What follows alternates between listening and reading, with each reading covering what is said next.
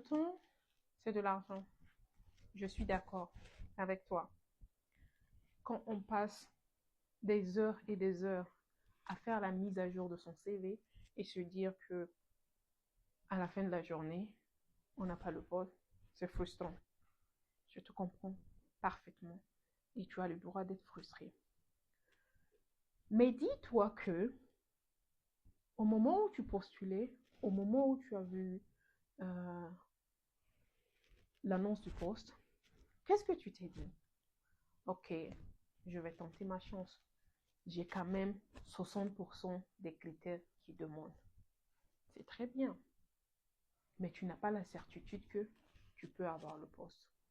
C'est tout à fait normal d'être frustré quand on se dit que peut-être souvent les postes sont fléchés. Ce n'est pas grave. On a le temps d'apprendre dans ce processus de rejet.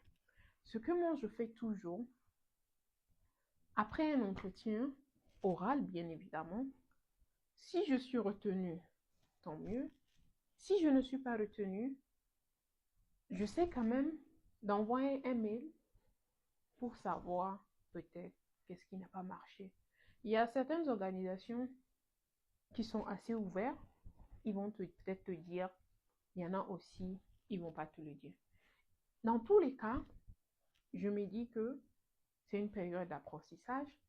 J'aurai le temps de réfléchir et de repasser en image encore mon entretien d'embauche et peut-être de me dire qu'est-ce qui n'a pas marché, qu'est-ce qui a marché et qu'est-ce que l'autre candidat a de plus performant que moi.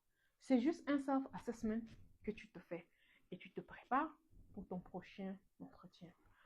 Mais non, c'est vrai que souvent, je le vois passer plusieurs fois maintenant sur LinkedIn.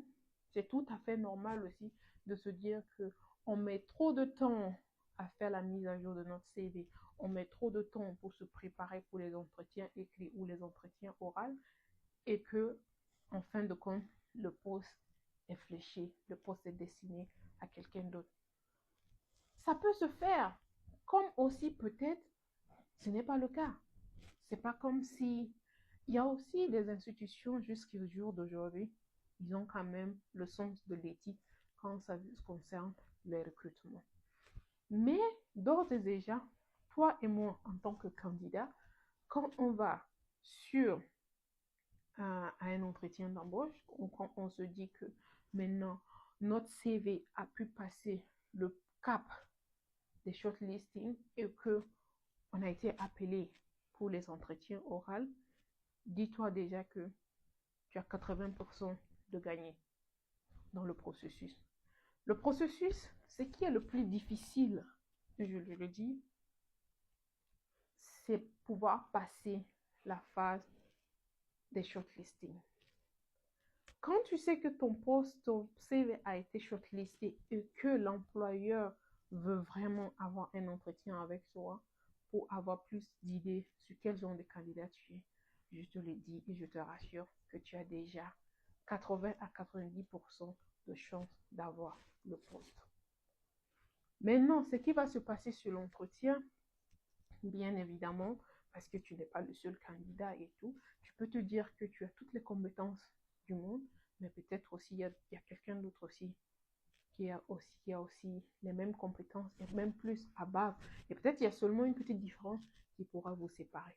Mais néanmoins, entre toi et moi, je veux que tu t'enlèves cette idée où tu te dis que non, ces poches sont fléchées, je ne vais pas perdre mon temps dessus. Between you and me, ça te coûte quoi de perdre ton temps si vraiment tu as l'envie d'avoir le poste? Tu n'as rien à perdre. In any case, pour moi, c'est ce que je me dis. C'est soit je reçois congratulations ou soit je me dis we regret.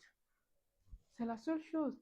Après, la vie, elle continue. Mais au moins, quand tu arrives à la phase des entretiens oraux ou à la phase des entretiens écrits, dis-toi que tu as déjà passé le cap le plus difficile. Maintenant, le reste ne dépend que de ta performance pendant les entretiens.